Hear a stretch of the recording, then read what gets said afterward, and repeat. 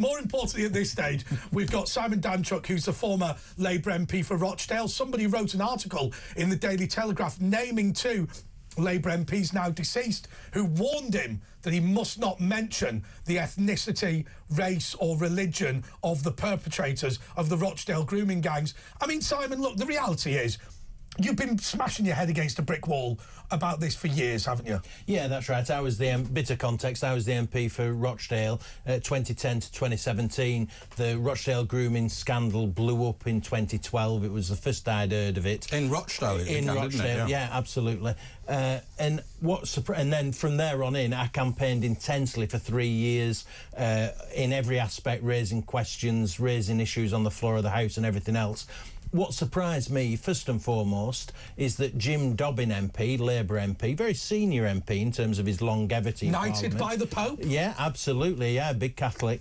He was in the neighbouring constituency, and what he said to me, and I think he was trying to give me some sort of fatherly advice, he'd been an MP for a long time, I'd only been there 2 years, and he said, listen, Simon, just, you know, we were at some event, he said, don't mention the ethnicity, it could cost us votes. You know, just play it straight, so to speak. If that wasn't shocking enough, when the story breaks, Tony Lloyd, who's the chair of the Parliamentary Labour Party, so a very senior figure, was going to be the police commissioner for Greater Manchester. He was standing to be the police commissioner in an elected position. And he came up to me in Parliament and said, listen, Simon, I don't believe ethnicity is a factor in this. I don't think we should mention it. It could cost us votes. There's no doubt about him saying that. He also said he didn't think ethnicity was an issue in a parliamentary speech he made in 2012 and started going on about Jimmy Savile for some bizarre reason, as though what these grooming gangs did is comparable to that. I mean, it's two different instances. But yeah, so two examples of where I were warned off mentioning the ethnicity and religion. And was their argument, which we hear from the political left a lot, there is a rape culture in Britain, all men are potential offenders, and it's got nothing to do with any background whatsoever? Yeah, that would be the argument that they had, and that we should be celebrating multiculturalism. I didn't buy into that at all. I called it out, so I'm quite comfortable with my record on these issues. What I also found interesting, over those 3 years I met with the Home Secretary, Theresa May. She would phone me up at home to discuss these types of issues. I went to a summit with David Cameron, the Prime Minister, on child abuse and how we could come up with some solutions. And during all that time, the Shadow Home Secretary, Yvette Cooper, never spoke to me once about it, which I found most peculiar. Why wouldn't she want to learn about what had gone on in Rochdale, the grooming scandal? Plausible deniability. Yeah, absolutely. She didn't want to hear what I would have to say and mention ethnicity. Yeah. And religion and ethnicity clearly did play a part in it. There's no doubt about that. And how did it play a part? Because I know my own view that you've got an enclosed Pakistani community that's relatively insular because they haven't integrated into the United Kingdom. The dress code, I think they go mad about some of the words that I use, but SLUT, that word was popular amongst these people, saying, well, if you dress like this, you're fair game. Was that the problem? Yeah, that's all the kind of problem. They saw these, and Jack Straw said this a few years before all this blew up, because he was the MP for Blackburn, where I'd been a councillor in actual fact, and he said that some Pakistani men saw these girls as easy meat. They were his words, and they looked down on them because they were. Well, if you're not part of their religion, it doesn't like. I mean, you know, it's a different thing. But the Yazidis, you can take. It's sort of in the thing that you can take them and do what you want. In India, they have a disparaging phrase, which is the love jihad.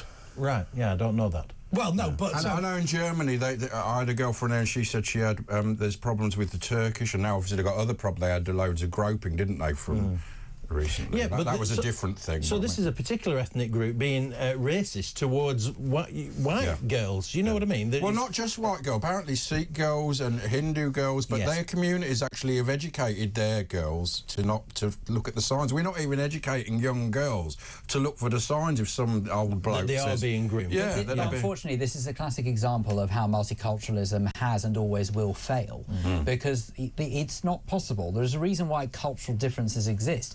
You can't take someone who has got an entirely different cultural upbringing and say to them, that, look, well, you know, this is a haven for multiculturalism in this country, so therefore you do whatever you want to. Oh, that doesn't fall in line with our culture. You can't do that. Well, the two don't marry up. It's not going to work, is it? It doesn't really work, multiculturalism. You have to, if you come here, you have to be British and accept our values. Well, I would say, I think multiculturalism comes is people mistake multiculturalism for multi-faith. Multi-faith is very different. Right? If someone wants to follow a different faith, knock yourself out, enjoy it, go for it. We live in a country where you are allowed to practice whatever faith and you can be want. multiracial. That works. Unfortunately, when it comes to cultural issues, there are going to be divisions, and frankly, in this instance, quite rightly so. The problem is, Simon, this is the elephant in the room. There is effectively a feeling that the Labour Party, rightly or wrongly, is afraid to offend the Muslim community. Therefore, they think the white girls are a price worth paying to avoid arguments. Andre, I was in the Labour Party for decades. Yes. And I'm... Oh, sorry, I'm just going to interrupt you there, just to say, so you are not just a former Labour MP, you're a former member of the North West Labour Executive Committee, former Labour councillor, so they might not like you for some of the things that you've said, but you have a bomb-proof background in the Labour Party. Oh, yeah, no, exactly, and that's probably why I'm not a Labour member of Parliament now. I mean, this isn't a coincidence. No. And when I say but this... also, you're quite a decent sort of chap, so... Well, that's another reason why they perhaps don't want me in there. But there's no doubt about it that they were concerned about losing votes over this issue. They saw multiculturalism a price worth paying for the abuse of these girls. Some Labour politicians, I would say. How many of them are cowardly? Oh, well, I mean, I wouldn't like to put a percentage on it. But some of them are literally saying, I don't care, and others are saying, I'm too frightened to complain. Yes, no, that's right. Well, if you take Jim Dobbin, the MP for Haywood and Middleton, he just wanted a quiet life. That's why he was saying it. He wanted to coast along, be an MP, get all the trappings that come with that, the foreign trips and everything else. It's a fair description of it. Yes. Not very good at doing the casework. You've met MPs who are like, it's a cross-party issue. I met Jim Dobbin, and he's one of those people who really enjoyed the social side of being a member of Parliament. And there are people like that. Yeah, that's a very polite way of putting it. Yeah, no, absolutely. He likes to drink. Yeah, there's no doubt about that. And take Tony Lloyd, he went on to be the police commissioner, and I called out the chief constable. I wrote a piece for the Mail on Sunday saying he should resign over this issue. He's not done a good job as the chief constable for Greater Manchester Police. But Tony Lloyd defended him. I mean, and he retired nicely a few years later and everything's fine. But the truth is, and Maggie Oliver is a whistleblower. Well, she should be brought back in the police. She was sacked, but she should be the chief constable. She should be heading the grooming gangs. Is Burnham now the head of the police? Yes. Well, he should put Maggie in the spot of grooming gangs in Greater Manchester Police. Well, she knows more than anyone about it. Don't you think it's fascinating, though, Simon, that whether a couple of times that you were mentioning about how they sort of, don't mention the ethnicity or anything like that, it's not really worth losing votes over. What I find the most frustrating, and obviously there are many things that are frustrating about this particular case, so maybe not most frustrating, but one of the frustrating things is that you've got people who would typically mention ethnicity and culture and religion if it was going to win them votes, but as soon as they think it's going to lose them votes, stay quiet about it. Yeah, absolutely. Are they right to do that? Because I mean, on practicality levels, if Jess Phillips said she was very close with the Islamist running against her, some MP, perspective. So is she just what should you do as an MP? Be a conviction politician and be kicked out, or I think you have to stick to your principles. You do, don't you? You need conviction politics. But the reality is, we worry about, migrant Muslim communities voting en bloc. It's not an issue if you integrate people, right? The only reason that people are voting as a tribe is because we've turned them into a tribe. Well, also because the father of the house will take all the postal votes and fill them in himself. We've got to get rid of the postal vote system. Yeah, absolutely. But we also have to bear in mind that we have spent so many years dividing people into pigeonholes almost. Yeah. And then suddenly when that backfires, we're surprised by it. If you think about it on a wider level, and certainly on a more trivial level, look at sort of the way that all of these different recruitment drives work, where they start sort of saying, we need people from different ethnic backgrounds to fill various positions. Yes, and do various as long things. as they're not white. Well, quite, that's what I say, from different, some different backgrounds or what have you. But the point with that is that by doing that, further segregates society. Whereas if you actually say, and to some degree I agree with those politicians that told you don't mention the ethnicity, but not because of the reason they're worried about mentioning it, because I actually think that it should be a case across the board. Don't mention the ethnicity of anyone for anything. In other words, employ someone based on their ability of the job. But convict someone because they've let me just say this. The problem with that was that and look, reality check here.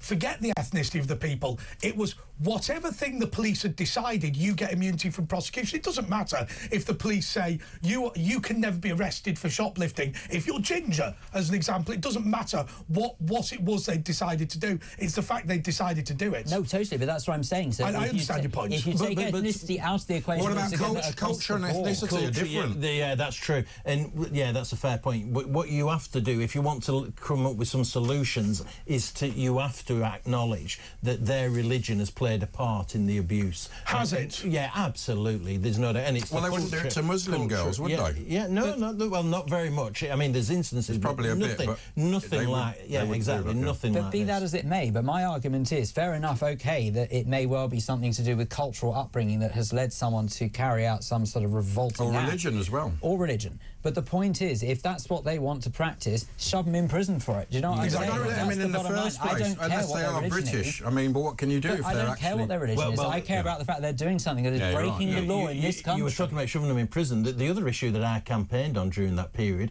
was having them deported, because many of them were dual nationality. Now, Theresa May did some good stuff on that, didn't she? Well, she did, but not enough. It was impossible to get them returned. But they revoke their other nationality, don't they? Oh, yeah, absolutely. Before they get out of prison. And the legal aid system pays these solicitors. Oh, that's revolting. And enormous amounts of money. Keir Starmer used to work and keep these people in. Well, terrible people. I mean, you're absolutely right. So legally, officially, if you are a foreign criminal and you're dual national, you can have the British nationality taken off you and you can be returned to your country of origin. That's fine, except you will also spend 8 years suing the government on legal aid at enormous cost to the taxpayer. Exactly. And you will argue, and there's been a long debate about this, I even got a complaint to the regulator about this, but it is true to say that Theresa May did stand up at Conservative Party conference and cite the case, which was true, of a guy who was allowed to remain in the country, and one of the reasons he cited was his cat would be sad if he left the country. He'd run over a child. We hear these stories every other week, don't we?